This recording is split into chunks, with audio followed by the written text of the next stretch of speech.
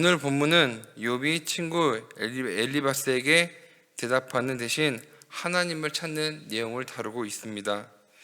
욥은 그렇게도 하나님을 만나기를 갈망했지만 하나님은 보이지도 또한 만날 수도 없었습니다.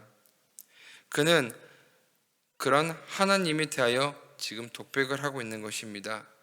그 내면의 말을 하나님께서 들으실 것이라는 믿음을 갖고 그것을 뒷받침하는 말이 자신이 단련한 후 정금같이 나을 것이라고 말하고 있는 것입니다. 욥은 그간의 고난이 하나님께서 주신 시험이라고 확신을 가지고 말했습니다. 하지만 자신의 일을 자신도 모르는데 하나님의 임의로 행하시기 때문에 여호와를 두려워한다고 말하고 있는 것입니다. 고대 근동의 사람들은 해 뜨는 동쪽을 바라보고 전후 좌우를 분별하는 관습이 있었습니다. 따라서 동쪽은 앞, 서쪽은 당연히 뒤, 또한 우편은 남쪽, 좌편은 북쪽이 됩니다. 욥은 하나님을 만나기를 소원하면서 기도했습니다. 하지만 하나님은 앞으로 동쪽도 아니 계셨고 또한 뒤로 서쪽에 가도 보이지 않으셨으며 또 왼쪽에 북쪽에 가서 일을 하신다고 해서 가니 만날 수가 없었고 우편으로 남쪽으로 돌이킨다고 해서 가니 뵐 수도 없었습니다. 하나님과 숨바꼭질을 하는 것 같다고 욥은 지금 이야기하고 있는 것입니다.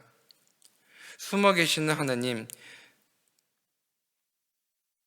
찾는 욥이 마치 술래잡기 하는 것과 흡사하다는 욥의 심정을 잘 표현해주고 있는 말입니다. 하지만 술래잡기에서 술래와 숨는 아이는 반드시 있다는 사실입니다. 욥은 침묵하시는 하나님으로 인해 탄식하고 있지만 하나님은 엄연히 존재하시는 분으로 욥을 하늘에서 보고 계셨다는 것입니다. 다만 욥은 지상의 술래일 뿐이었습니다. 욥은 자신이 가는 길을 오직 여호와만 안다고 했습니다. 욥의 위대한 점이 바로 이런 점입니다. 바로 앞에서 그는 동서남북을 다 찾아보아도 하나님을 만날 수 없다고 말했습니다. 하지만 하나님을 뵐 수 없었다 하더라도 하나님은 자신의 사정을 잘 알고 계시다고 그는 굳게 믿고 있었습니다.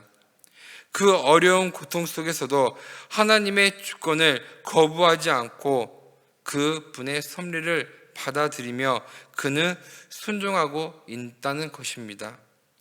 이러한 불굴의 믿음이 있어 고난 뒤에 정금과 같이 나을 수 있다는 고백을 할 수 있었던 것입니다.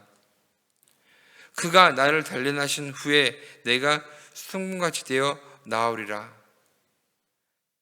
하나님의 허락하신 시련이 종료될 때 풀무불에서 연단받은 금처럼 자신이 깨끗하고 순결하게 될 것이라는 뜻입니다.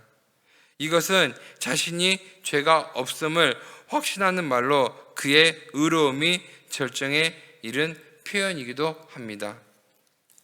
욥은 여호와가 정하신 뜻이 있는데 아무 바꿀 수 없으며 그 분은 무엇이든지 원하시면 그대로 하시는 분이라고 이야기하고 있습니다.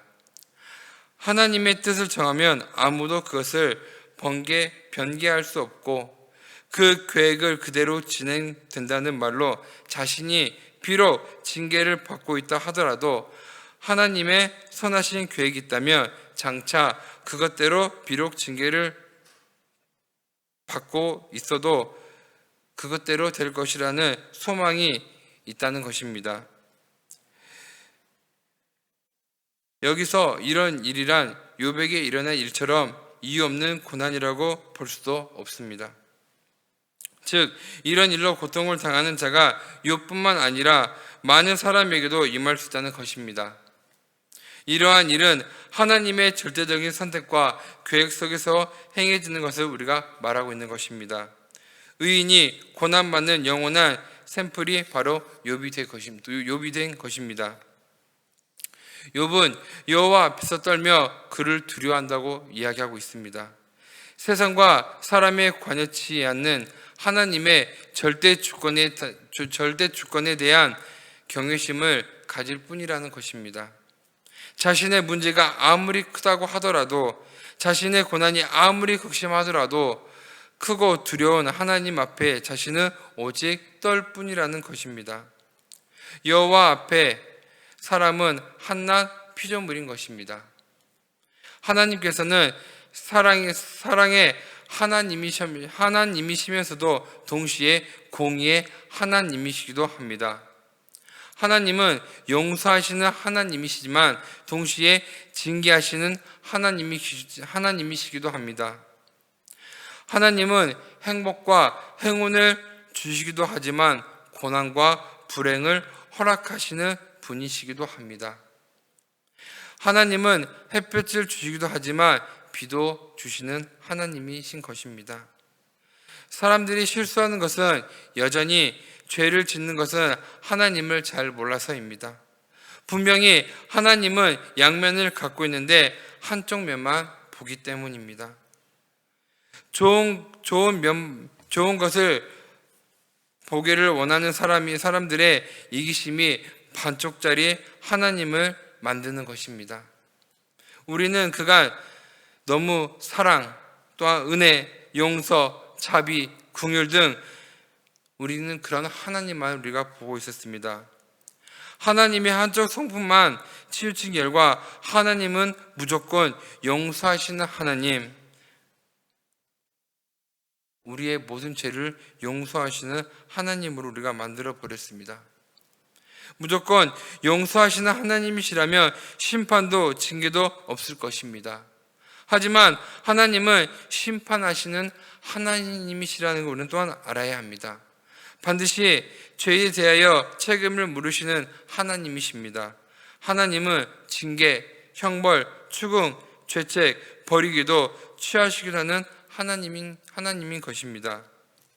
이제는 우리는 하나님을 똑바로 알아야 할 때라고 생각합니다. 다른 사람은 몰라도 적어도 성경을 보고 묵상하는 사람이라면 이런 하나님에 대하여 분명한 인식을 가져야 한다고 생각합니다.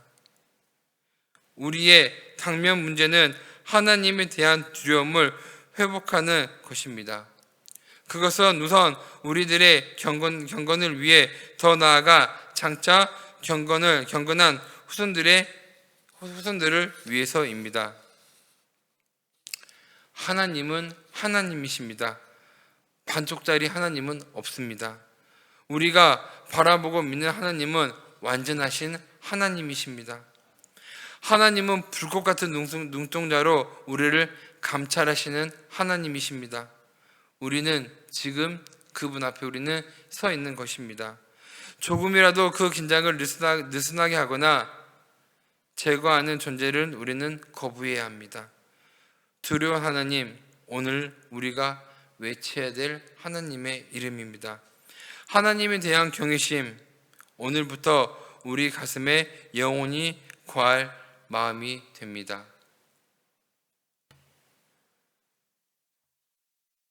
심판, 대가, 공의, 오늘부터 우리에게 회복되어야 할 하나님의 성품을 되시기를 주님의 이름으로 축복합니다.